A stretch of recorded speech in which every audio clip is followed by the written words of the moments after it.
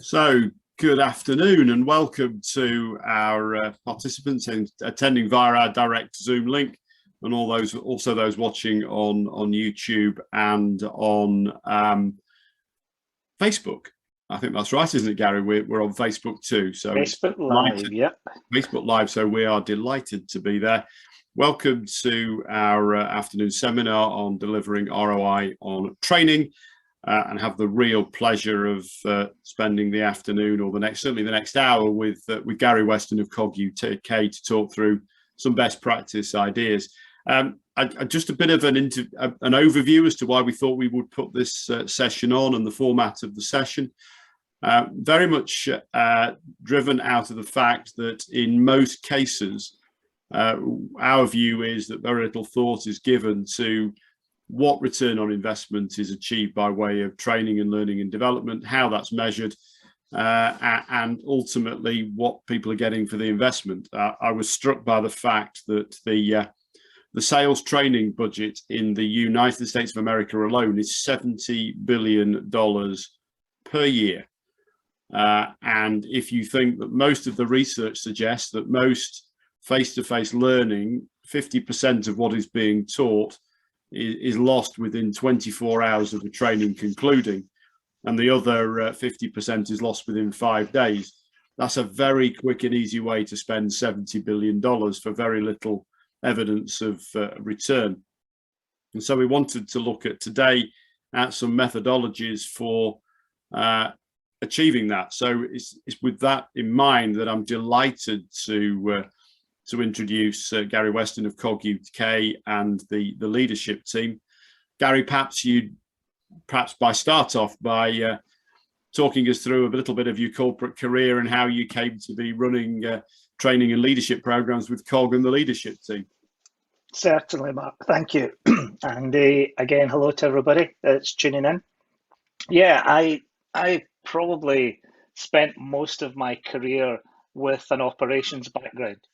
So therefore, very heavily exposed to training in a lot of instances, and particularly to training in a manufacturing environment, where, to be honest with you, ROI is relatively easy to spot, because you train someone in a set of skills, you look at them to go ahead, and you can measure if they're performing and are successful or not. I guess my career has taken me in a number of different industry sectors: electronics, heavy engineering, commodities, working in the environment of Yellow Pages directories for a long period of time. And it was through that career I've worked in Asia, I've worked in the States, and I've worked in Europe. And one of the issues that everybody always has is about leadership development and how you take people forward. And this is something that interested me very much. And roughly 13 years ago, I left corporate life as it was then, and decided to get involved in taking my interest in leadership development further. I've worked for a number of different organizations over the years to do that, and ended up here working with COG UK and with the leadership team, two very different organizations, but both with the same aim of delivering leadership and development to managers, managers becoming leaders in their organizations. And then obviously within that, the whole idea of ROI and the difficulty has come up. So that's why I'm here today, to work with Mark. Thank you, Mark.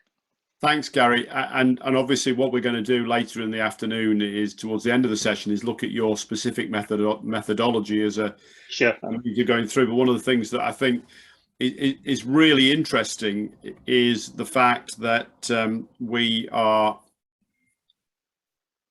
just do apologize, Gary, I was meant to be flicking onto a new slide, and as is inevitably the case,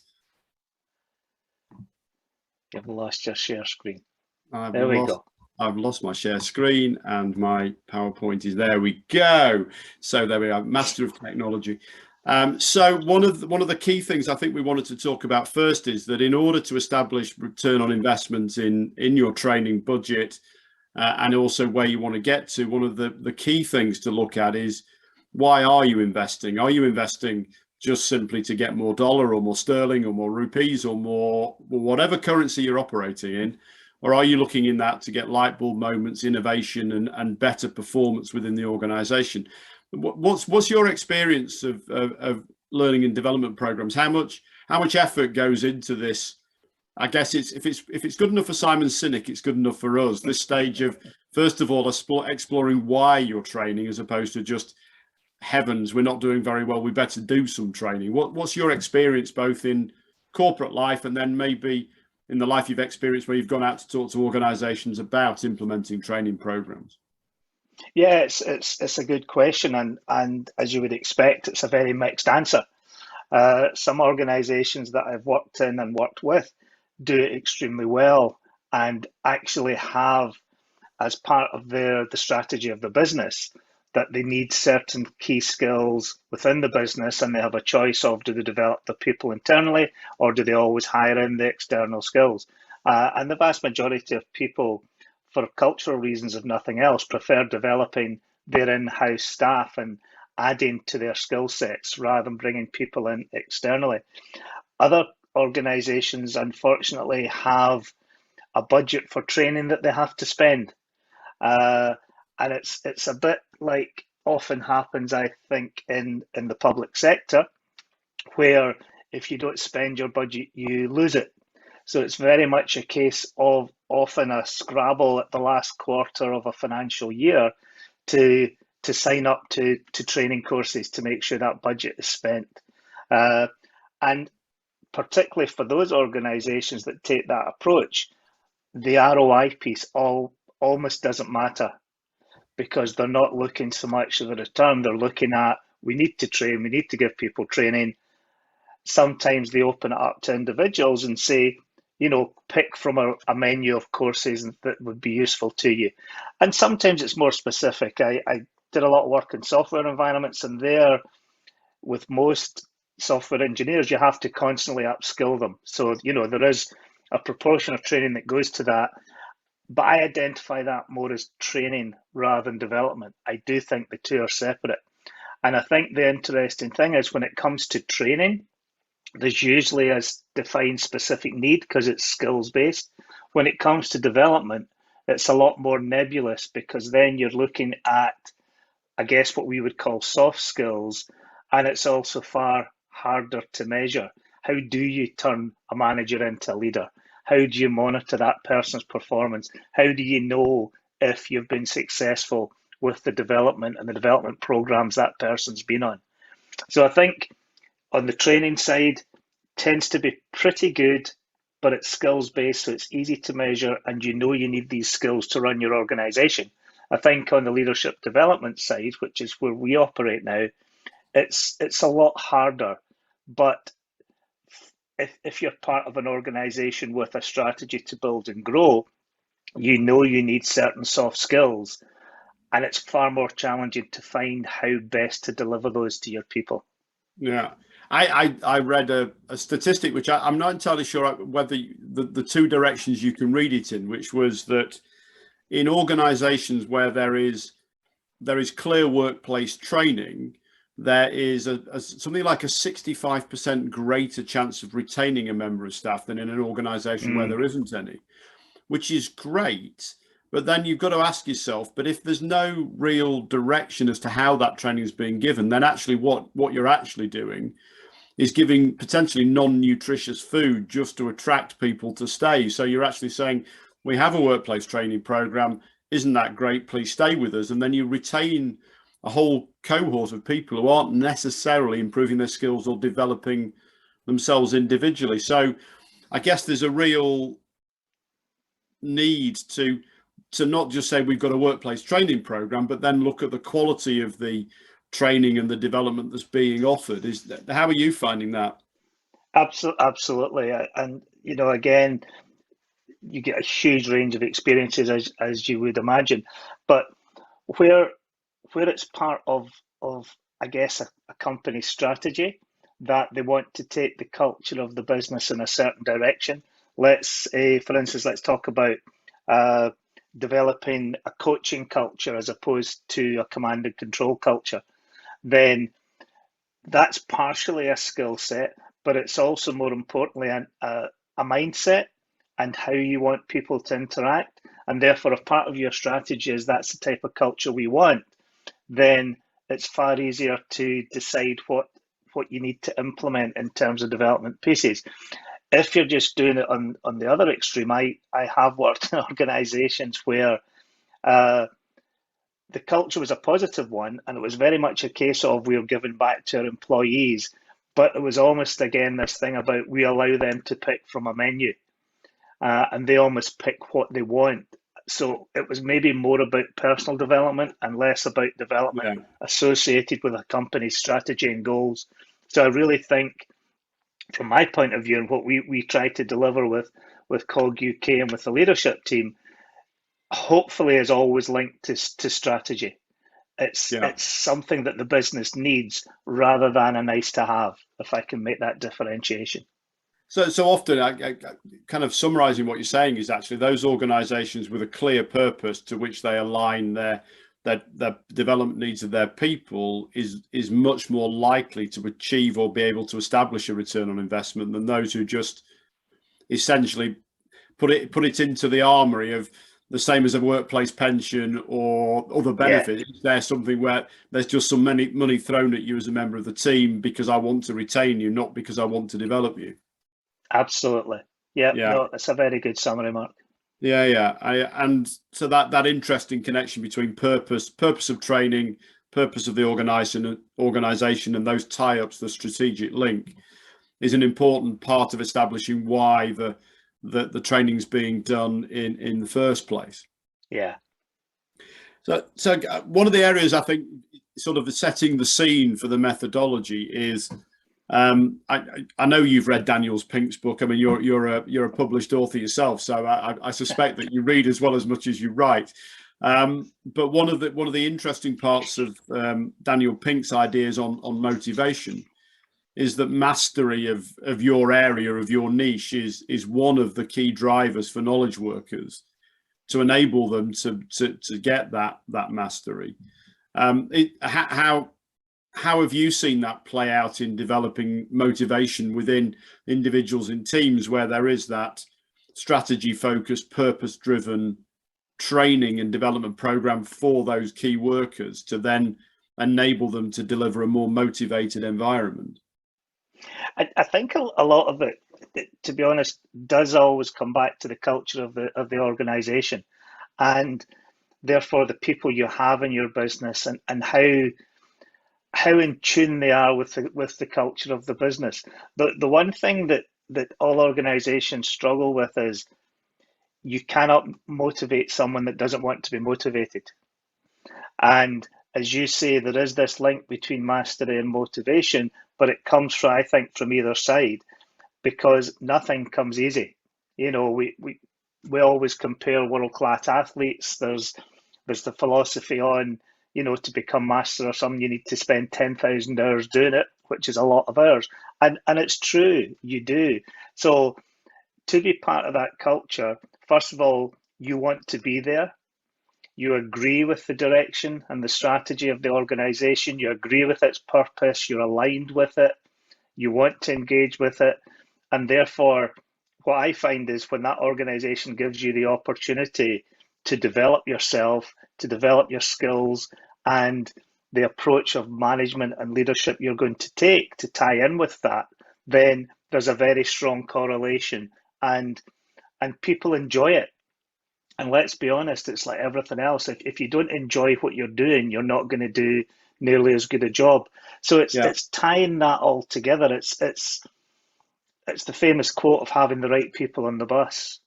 So again, it's about that as much as it is about just providing the right training.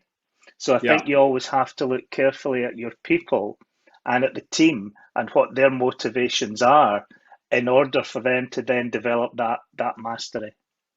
So in the work that you've done, how often have you found that say the CEO of an organization who's coming to you to try and get you to do learning and development, to plaster over the fact that 20% of the people you're training aren't people who are capable of doing the job. Yeah,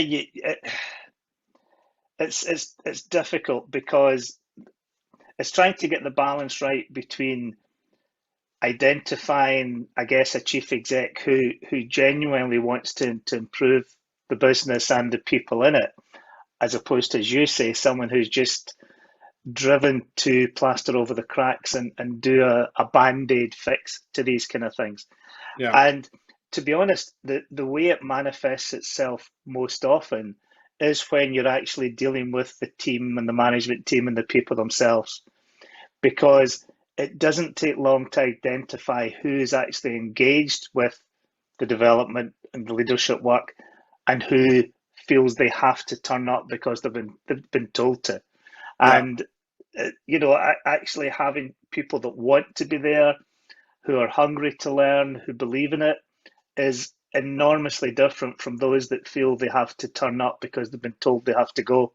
Yeah. And that's one of the crucial things when we're talking to clients, is that we get that strong sense of, I guess, community culture and engagement and people being where they want to be, as opposed to a tick the box exercise. And as long as I mark my attendance, then I get my certificate at the end of the day. And that's not helpful to any business or organization. And to be honest with you, it's actually a waste of everybody's time, ours and theirs, because they are forced into a situation where they're uncomfortable. So therefore, there's not the willingness that you're looking for people to learn and to develop. Yeah. So it's interesting because I know you're captain accountability, and I think one of the interesting things to explore with you is the that idea of hard work and 10,000 hours of practice. How do you achieve accountability within the sort of learning and development sector? You've got those people who turn up because they have to. Yeah. How as someone creating a leadership and development program, or someone leading one, or someone thinking of introducing one, how is that accountability piece built?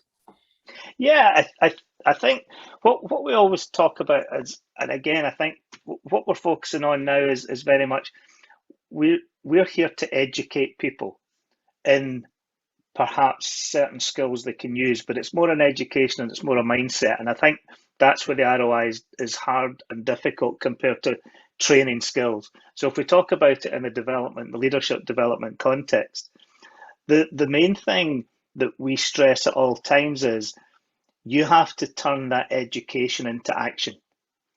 If you don't turn it into action of any tangible sort, then you've maybe enjoyed it, it's maybe been quite fun, you've maybe got things out of it personally, but the organization actually has got very little out of it. So the easiest way we find to use that accountability lever is to get people to commit to action. Now, we don't dictate what the actions are. We allow them to set out their own agenda and what impacts their organization. But what we do is try and make sure that they record actions in a way that's visible, that record actions in a way that whoever's sponsoring their training can see that. And as we'll maybe talk about later on, that's very much, it's that philosophy and approach that we then find enables us to measure an ROI in a development context, as opposed to training context, which is traditionally very hard and difficult to do. But it's focused on taking the learning, the education you've been given, and what you're going to do with it, and sharing that action and documenting that action. And therefore, people can then be held accountable. There can be follow-up. And both the sponsor, the individual, and ourselves as the third party can measure that commitment and measure what they're doing with the education we're delivering. Yeah, I said it's an interesting point that you raised there, that actually that to enable training to become something that becomes part of the habitual workplace, you've got to go out and try things. And I guess there's that certain environments in which people, however well they've been trained, the environment isn't one that encourages people to go and try things and maybe fail or make mistakes. So how important is it for the organization to set the context around the training where there's going to be accountability, that actually it's okay to take that training and practice with it? Yeah, yeah. It's again, it's why to a certain extent we developed the approach we have in the leadership team, where we don't train individuals, we train teams.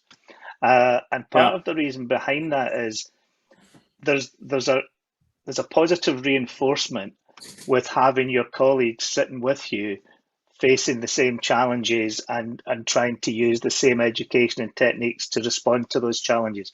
Because effectively what you can do is you support each other. So as well as getting the external input from ourselves, you're actually creating an internal support network. And, to the extent that we encourage in between our kind of monthly sessions that we do with the leadership team, we encourage the groups to get together, ideally led by the CEO if it's a management team, or whoever is the sponsor of that team, and actually talk about the education, talk about the actions they've committed to, and talk about how they're getting on with them. And it's the old story of, you don't expect everybody to succeed from day one. We're trying to change a culture, therefore we're trying to change the way people lead and manage groups. And therefore, there will be successes and there will be failures. Hopefully always more successes than failures. But what you are doing is really trying to adopt new habits. It's a new approach. It's new thought processes. I think neurally they talk about it's connecting new neural links in the brain such that you default to a certain type of behavior as opposed to previous behavior. So it's very important that the sponsors and within the team themselves, people recognize that this is an education process. And in the same way as if you're training as a doctor, you don't go to 3 or 4 lectures and come off and start sort of cutting people up. Not really allowed. It's a long time. It's all the theory, it's all the education, it's all the practice. And then you go through the different stages to learn your trade effectively. And I don't think it's any different from becoming a leader in the way we treat culture in the modern world. Yeah. All right. So that's an interesting summary. So actually what we're looking at here is having a return on investment that's looking at, to the extent to which the individual who's getting that learning and development is mastering that new skill, applying that new skill. The ROI will come from the organization building a structure around that ensures accountability, and that around that there's an organizational culture that enables people to practice, to occasionally fail, to have the confidence to try new things, and that idea that motivation is driven because you've got confidence in your ability to start with a new process. That without that foundation knowledge, you then don't have the confidence to start, and you never get the motivation to take it forward. So it's an interesting piece around the purpose of the development program that you're doing. Absolutely. So one of the things I was really interested in was, the Gallup 12 drivers of engagement that I know you know a lot about. Is that if you look at those drivers, and we've got them here on screen, it's my second busiest slide of the day to talk through, and it'll be up there very briefly. Because one of my best practice tips is don't have slides at all, but if you're online, that's quite difficult. So we needed to have something. Sadly, I broke my own rules with this fairly busy one. Is that how many of those great drivers of engagement in an organization are driven by learning and develop? Number 12 this year, I've had opportunities to work, to learn, to grow. My associates and fellow employees are committed to quality work. Well, it only comes from getting mastery and ability. That someone at my place of work is interested in my development. So there's a lot of that foundational work to do with the team that actually is built. That foundation is actually the footings of that, to carry on the analogy, is around this really focused training and development program. Yeah, absolutely. I would say you can argue that all 12 of those elements are actually tied into very much to personal development and the desire for people to continue to develop and be in an environment where they're continually learning.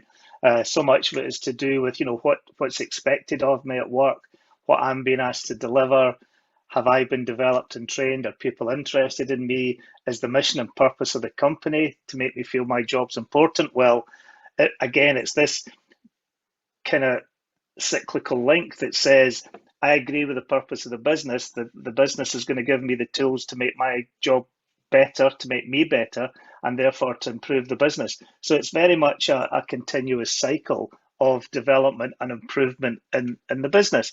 And I think the other thing that works here, often, obviously, we get involved in leadership development at high levels in an organization, in a business.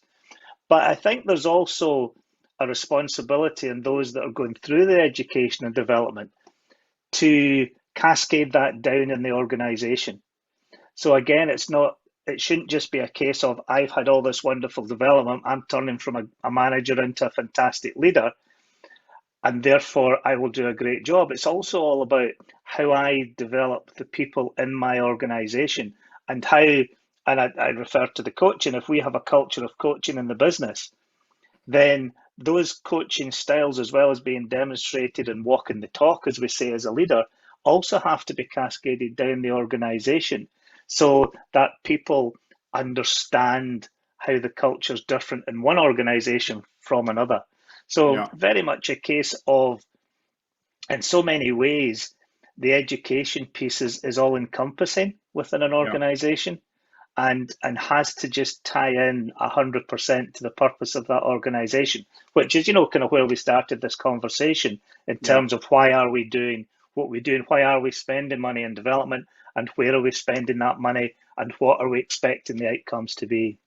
Yeah, and it's this is the point that actually ROI on training and development should be difficult to measure, because actually what you're looking at is behavioural change, and in many ways, behavioural change is a really challenging space to be. And I'm just going to have to rechange my share again, because we have had a small breakdown in the slides. So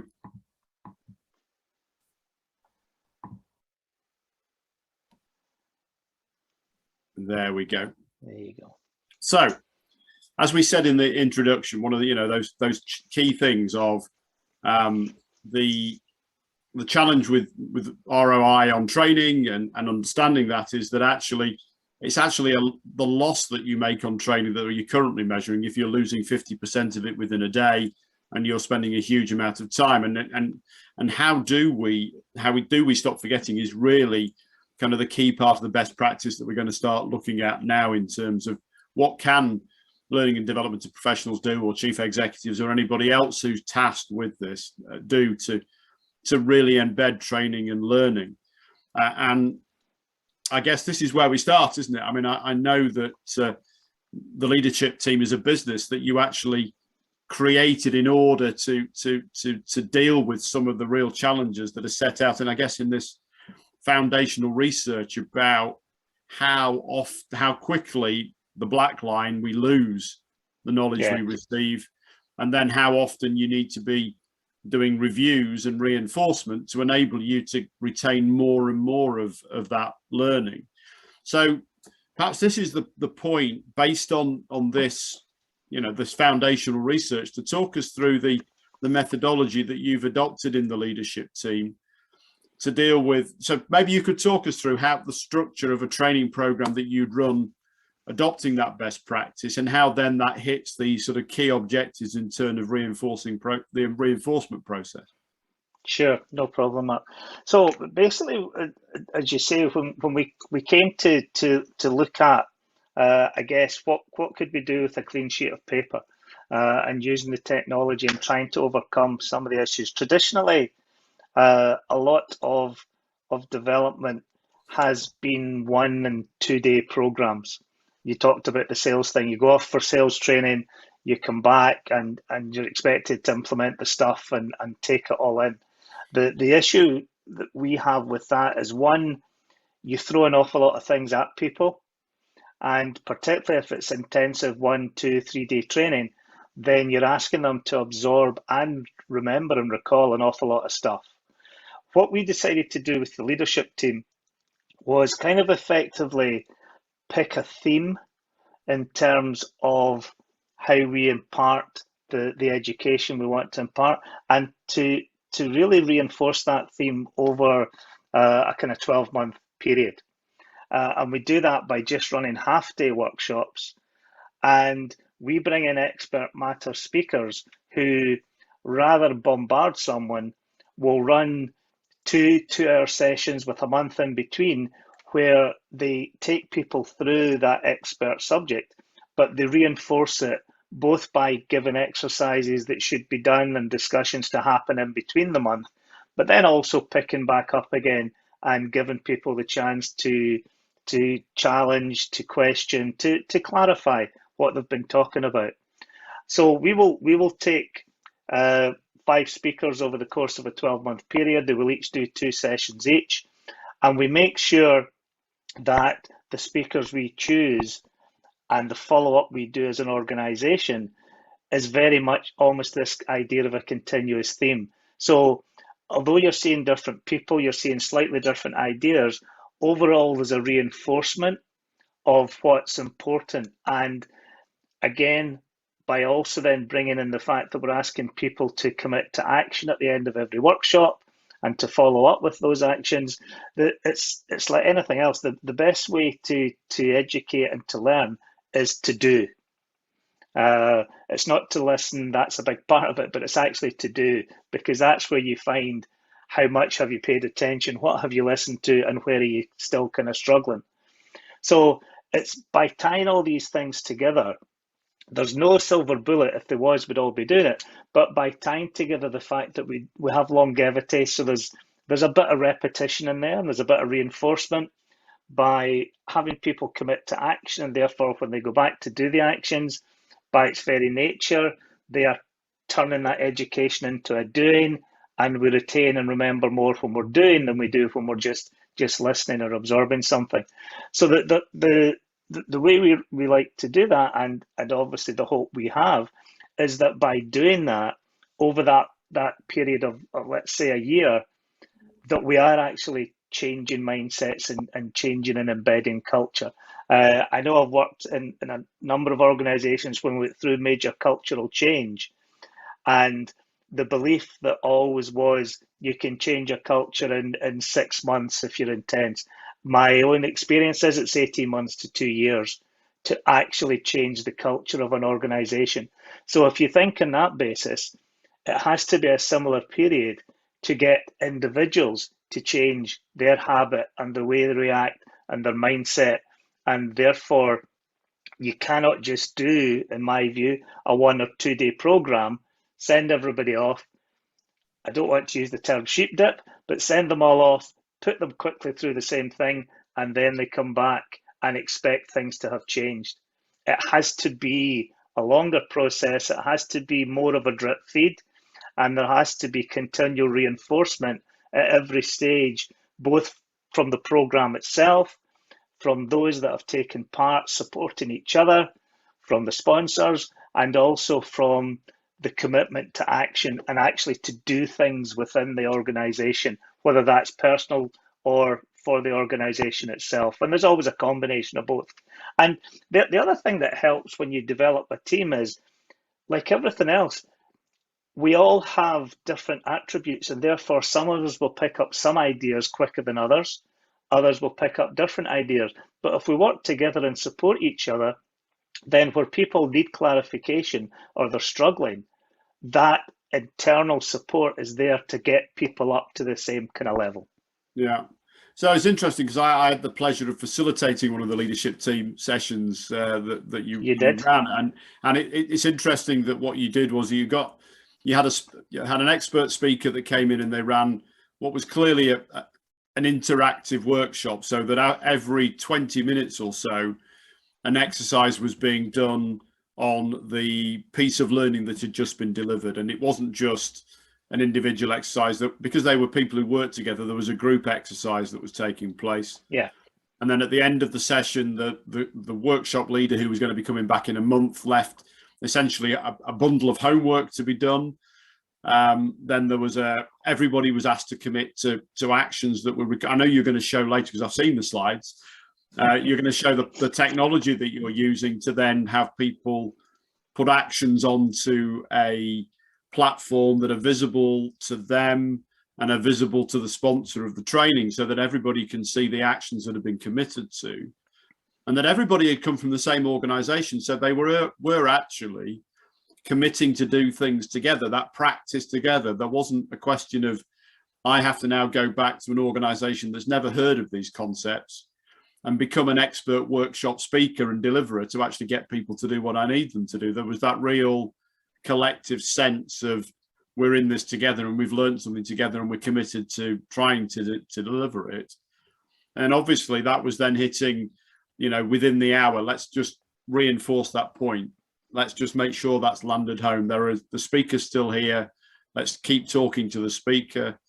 And I even saw that some of the speakers were sending vignettes of interesting pieces that were going out on a regular basis to the cohort to actually reinforce, in week 1, week 2, and week 3, some of those really key headline points to act as a reinforcer. So it seemed to be hitting all of these, I guess, these 4 key areas of the rather than the forgetting curve. This looks like the remembering staircase. That's exactly that's what we're trying to do. It's this mixture between embedding and reinforcing, and as I say, just making sure that also people have the chance, because again, there is this classic that you'll go away, you'll love the education, you'll really find it useful, you'll really commit to do it, and then you come back into the workplace and the day job takes over. Yeah. Whereas when you have that longevity of a program that is constantly reminding people what they should be doing and constantly reminding people of the actions they committed to, and ideally, if you have the chief exec in the room with the rest of his team, you can constantly remind the chief exec of why him and his team are there. Yeah. And therefore, they have to do something with this stuff that they're taking on board. So it just helps immensely, and it is at kind of the other extreme from a 1 or a 2 day program. Yeah, it's really interesting, that sort of sense of practice. And this is when what occurred to me is what we're talking about. This guy Tiger Woods, when he was this age. One of those interesting things that people go on a training course and then immediately go into the workplace and try and do it. Yeah. And I always think it's a bit like saying to Tiger Woods, that right, there's a brand new golf club that you've never used before. Can you go and use it in a major championship and just see what happens? We get salespeople who've had sales training to go and practice on their best prospects, and actually that creating an environment in which people get an opportunity to practice and test. It seems to me obvious, but it clearly isn't, that actually that's the environment that an organization needs to create to enable there to be real return on investment. Because if people never practice, they'll never implement. And if they don't implement, then you may as well have not spent the money. Absolutely. It's back to this whole thing of turning the education into action and into something that actually makes a positive change to the organization. And that, at the end of the day, really is what you're trying to measure. Has the education I've given my key people made a positive impact on this business that we're all in? Yeah. So what we're going to do is we're going to just have a quick look in more detail at the platform that you're using, I think, for methodology, and then we're going to open up to questions. So if there's anybody who's on the direct conversation, then please feel free to pop a question in the chat and start thinking about your questions now, which we'll get onto in about 5-10 minutes. And if there are any other questions that anybody's got for Gary around best practice, and you're listening to this or watching this either on YouTube or on Facebook Live, then just direct message us and we'll pass on that question to Gary, and we'll get back to you and give you an answer. So Gary, I'm going to drive the spreadsheet, the PowerPoint for you. Just talk us through the methodology of what you're doing in the leadership team. Yeah, so we talked at the start of this about how do we turn education into action, and the research that shows up in terms of actions speak louder than words. It's very much a case of if somebody commits to doing something, then if they commit to doing it in their head, there's maybe a chance that something might happen. If they commit to doing it by writing it down, it increases that. If they commit to writing it down and sharing it with a colleague or a boss, it increases it even further. And therefore, the more you actually create a visual, if you like, of your actions, research will tell you that the more chance you have of actually completing and delivering that action. And there's also research that says by actually just writing down things, it reduces stress as well. And given the environment we all find ourselves in today, any way we can reduce stress is a positive one. So we have a platform that we run through the leadership team that allows our participants to actually record online on our platform the actions they're going to take. And it's a very simple form. If you want to move to the next screen, Mark, you'll see the form in a bit more detail. So that would be where you would come in, you would see the training, the objectives, what we're trying to do. We load up the course materials on the platform, and then down there at the bottom there's both the opportunity to give us feedback, but also the list of actions. So if you move forward again, the actually recording the action is a very, very simple thing. You can record actions either as an individual that you're going to deliver, or that's an organizational action for the organization. And it's very much free form. It's very much a case of what we're trying to capture is the description of what it is you're going to do, some form of measure, because again, we're into the old analogy, what doesn't get measured doesn't get done. So we want some kind of measure so you know you've delivered the action, space for any comments, dates when you hope to complete that action by, and actually delivering things forward. We then use a RAG system, which is red, amber, green, and it's very much a case of if the action's not closed yet, it's kind of a red and we've got a problem with it. If we're struggling, but we think we're going to get there, it's kind of amber. And if everything's on course and we've delivered that action, then it's a green. And we relate it to the different workshops. So you will record an action against an individual workshop, and that you'll follow that up. And what we also do with this is, as well as encouraging people to put these actions down, is also we will make a kind of composite view of these actions available to the sponsor for that company's organization. Now, often when we run these courses, we have multiple organizations from different sectors. So we also set up a bit of peer groups back and forward. But from a confidential point of view, only the individual who owns the action plus their sponsor can see the dashboard of actions. And the dashboard, again, is very simple. If you just flip on to the next slide, Mark. Just bear with me. It's very much a case of it's as you would expect. It's a summary, and it's a quick referral summary that whoever is the sponsor, often the CEO, sometimes it's an HR director, to look at these things can actually see what people are doing within the organization and where they are with their actions. So that's a very simple there, and you can see that the thing that stands out most is the colours, where the action is and where the action is at. Now, how we then work with the organisation is to translate that list of actions over the end of the programme. So, let's say we've done the programme for 12 months, and we list all the actions that have been taken within the organisation. That for us is the ROI. Because the logic is, were it not for the education and development that everybody was on, these actions would not have been taken. Now, there's no guarantee. You can't say, yes, they definitely would, they definitely wouldn't. But it's an indicator that says, here's the thought process that people went through. Here's how they turned the learning into action. And therefore, if we look at all the actions that's happened in this organisation, can we put a monetary value on them? Depends on the organisation, depends on the actions, but it's very much a case of, we think there's actually a tangible ROI there. And there's actually something that can be measured, because here are all the things we have done that we wouldn't have done had we not been on this educational development programme. Well, thanks for sharing the methodology, Gary. I'm sure that'll be of interest to a lot of people No problem. watching and listening. Now, we've got some time for questions. We've had one brilliant question from Sebastian already, and just let me give that to you, because this is definitely one for you to field. Just bear with me a second. So Sebastian asked, looking at the reinforcement learning curve, it looks like a short-term plan.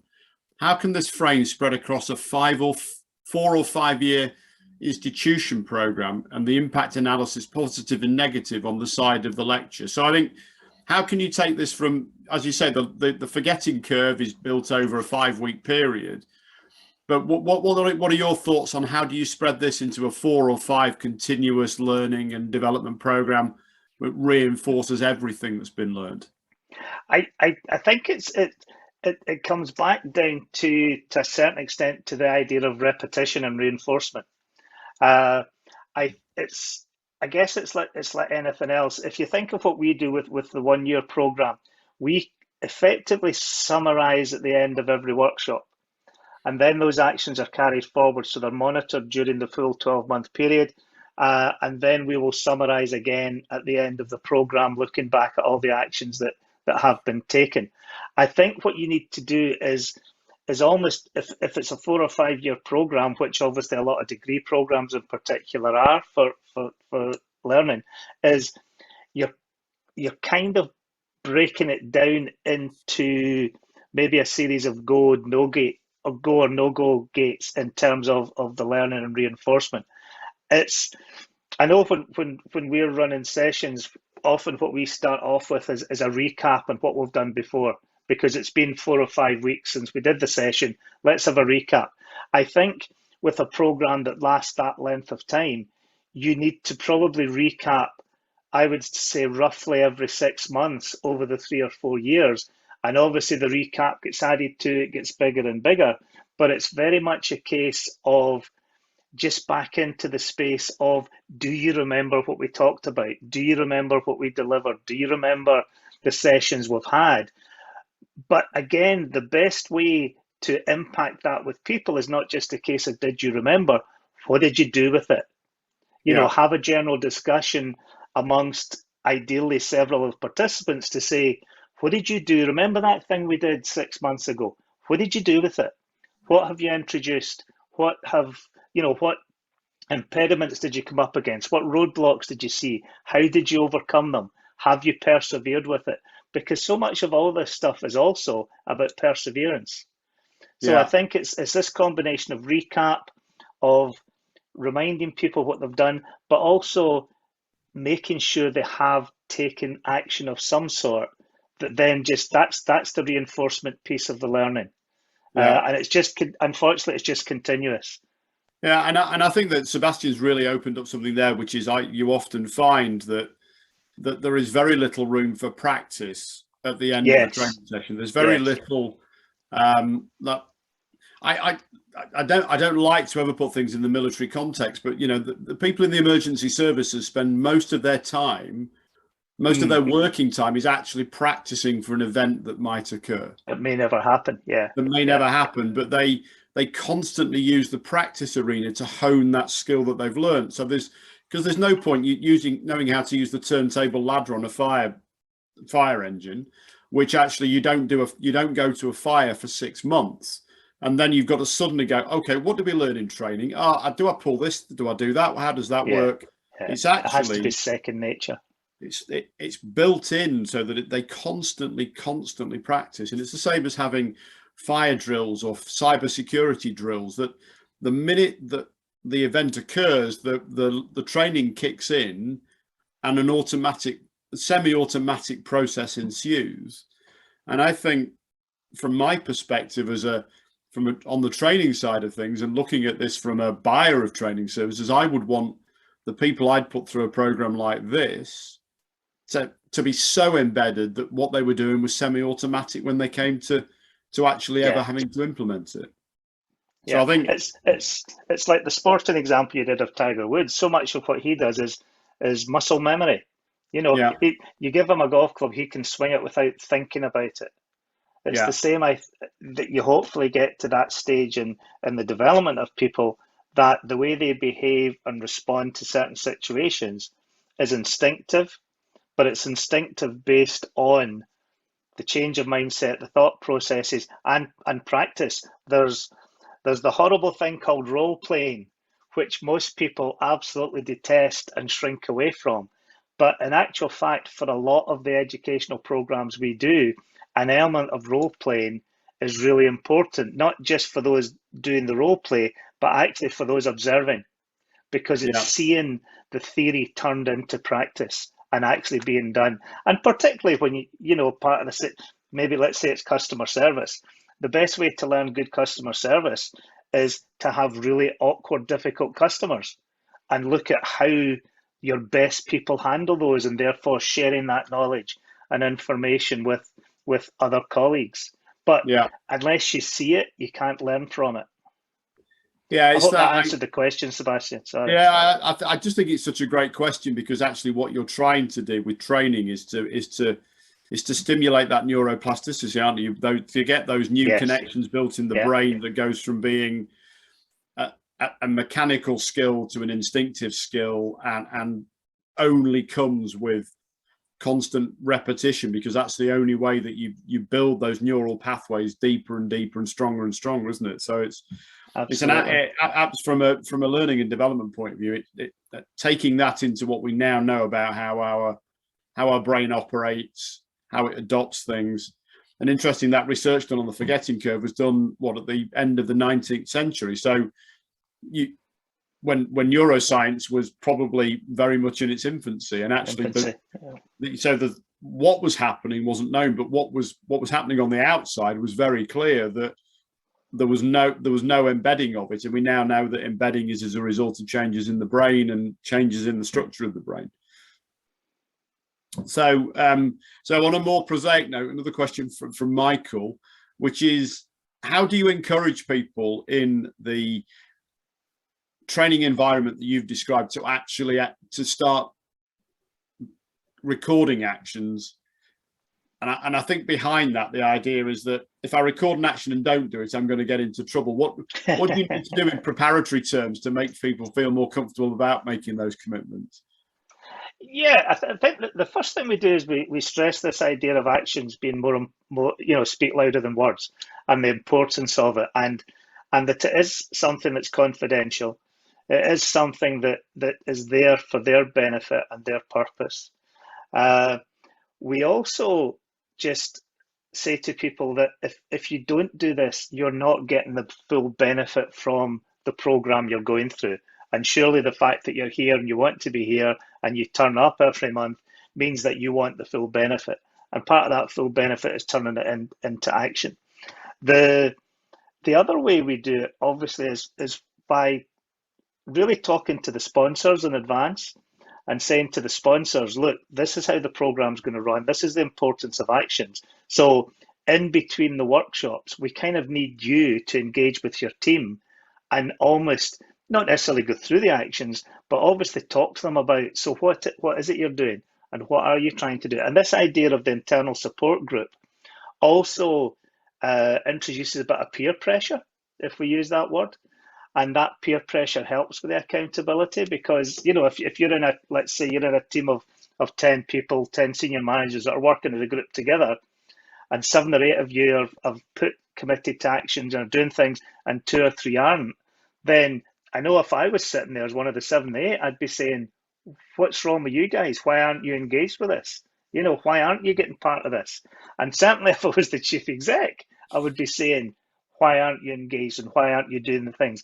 Do you not see it as important? So it's that combination of, I guess, explaining the why and the importance of it and the benefit to them as individuals, and also bringing in a bit of peer pressure from their colleagues to help them understand why it's important. Now, the depth of action goes from, I just need to remember to do that, to I'm going to think in my head of a 6-month program I can introduce for my own team.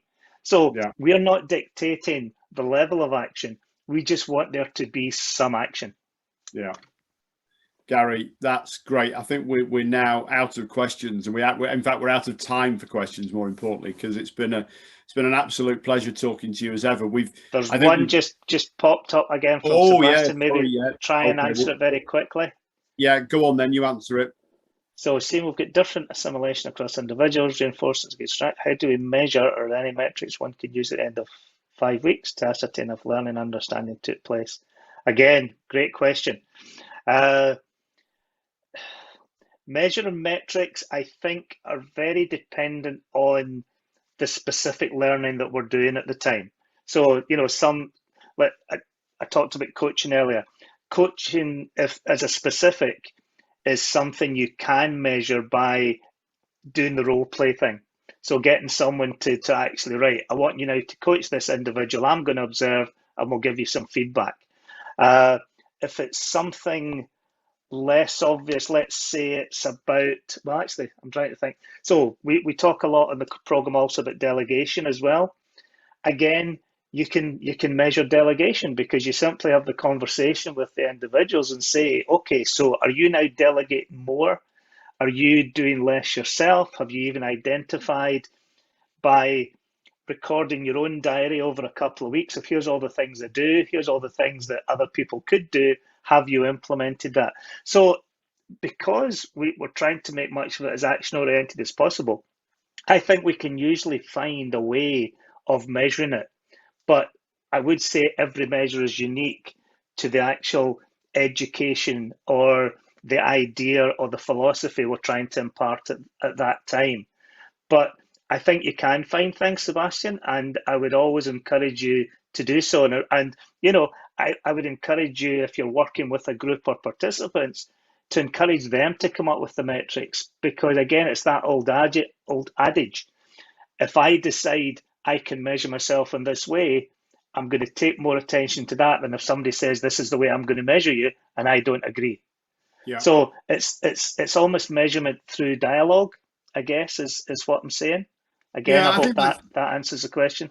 Yeah, I think it's a great answer. And I also think that we come back to where we started, which is very much around in setting the purpose of the training or the development that you want. What you need to be able to do is have a benchmark as to where you are, yeah, and then a real sense of the direction of the behavioural change that you want to have. And if you're only looking at the end to see what I might have got out of this, you know, it's that proverb, I wouldn't have started from here. And ultimately, you've got to work out, this is where I start, whether that's good, bad, or indifferent. And the change I want to see is here. And then I should be able to work out some kind of agreed metric with everybody that says, have I moved anywhere from here to there? So I think it very much comes down to purpose. So that is definitely all we've got time for today. It's been a pleasure to spend time with you, Gary, to hear about that idea of the real focus of return on investment on training is not really the dollars or the ideas. It's actually saying, why are we doing this in the first place? What's the purpose of it? Where are my team at right now? Where do I need my team to get to then create a sense of motivation through giving people mastery, through giving them more access to improve their skills, not just to retain people as a nice to have benefit in kind. I'm developing you irrespective of what we need as an organization. And to look at encouraging ways in which you can take people out of the training environment, but still practice in a safe environment to create that sense of psychological safety wrapped around the training program so people can go out and try things and fail and not feel like they're going to be challenged in the organization, as long as they're learning from that, testing what they can do.